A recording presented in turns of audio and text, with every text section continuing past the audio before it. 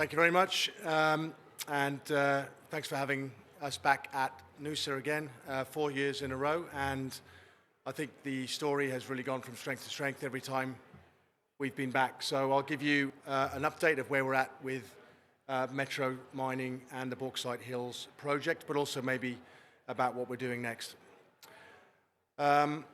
So just a reminder, bauxite makes alumina, alumina makes aluminium. If you want to see what they look like, come to our booth. We've got a bit of a sample of all of those things. About 6 tons of bauxite makes 1 ton of aluminium. And of course, aluminium is, in everything that you look at, the buildings that you live in, the cars that you drive, the electrons that power your lights have been enabled by aluminium, and indeed every beer that you drink. So where's the growth? But it's in that electric vehicle, battery, power generation, grid connection side of the business. So aluminium is growing at about 3 to 4% per year, and so the large proportion of that is coming from that space. So not Intel inside, but bauxite inside all of those things. So Metro Mining, we are a simple flow sheet, high-grade bauxite producer just north of Weipa, about 100 k's north of Weipa. It's a well-known style of bauxite. Weipa bauxite's been produced from that location for more than 60 years on Cape York Plateau. It's high alumina, doesn't require upgrading from our site, so we produce a DSO product.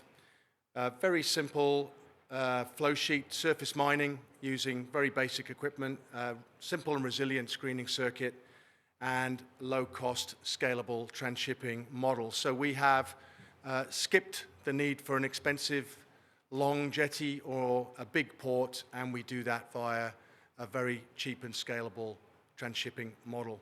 We have about 11 years of reserves in our current mine site and another 50 million tons of resources sitting around our current footprint, and we are going to talk a bit about exploration on some other tenements a bit later. Physicals drive low cost, and low cost drives margin in bulk commodities. We have a low-cost operating model.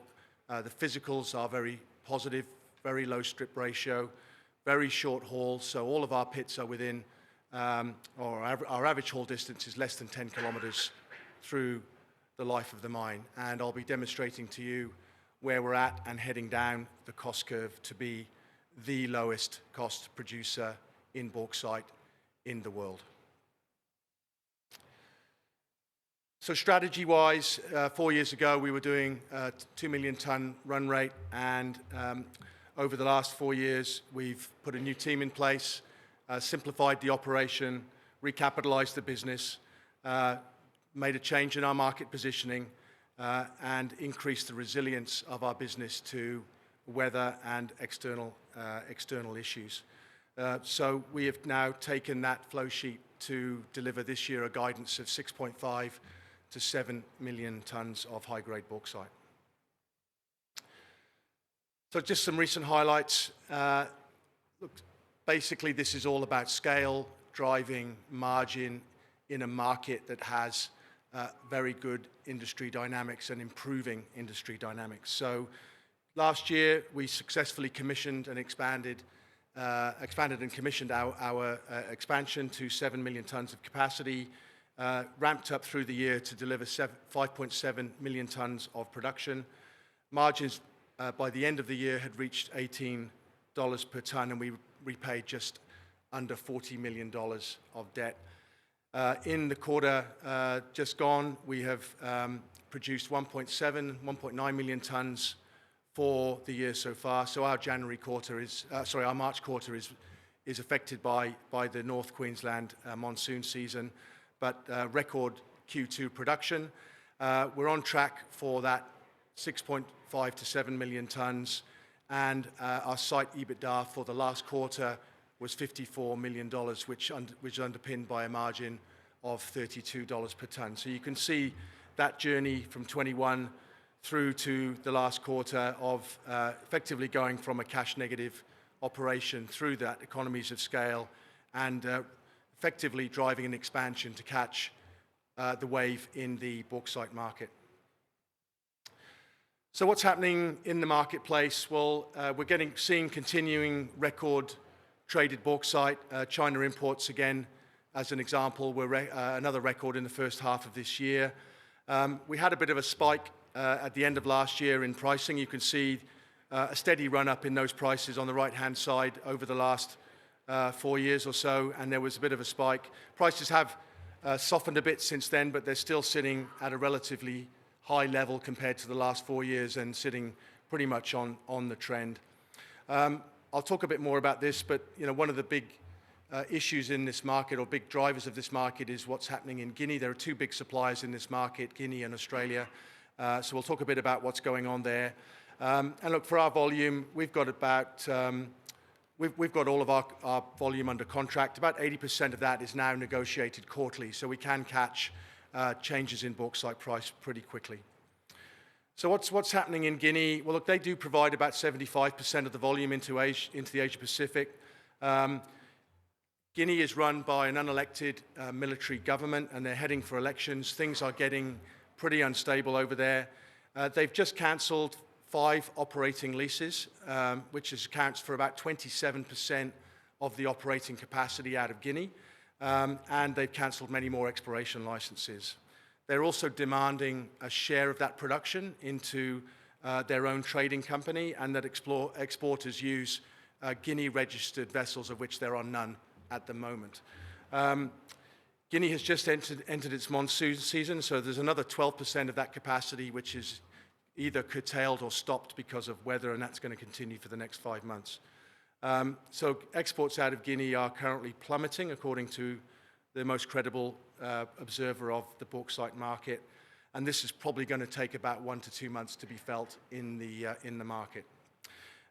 Overall, though, this is going to continue to push bauxite export costs and delivered costs up in Guinea, and that's been happening already. So here's the cost curve. The far right-hand side of this cost curve is dominated by the Guinea production.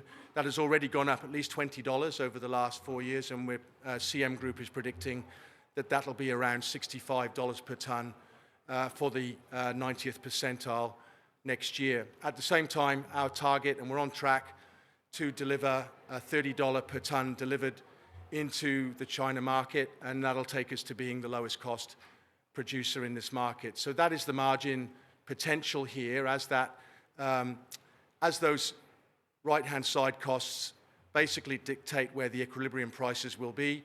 Metro will effectively be agnostic to that price and be able to generate, and our target here is to generate $20 per tonne margin as a minimum on a year in, year out basis.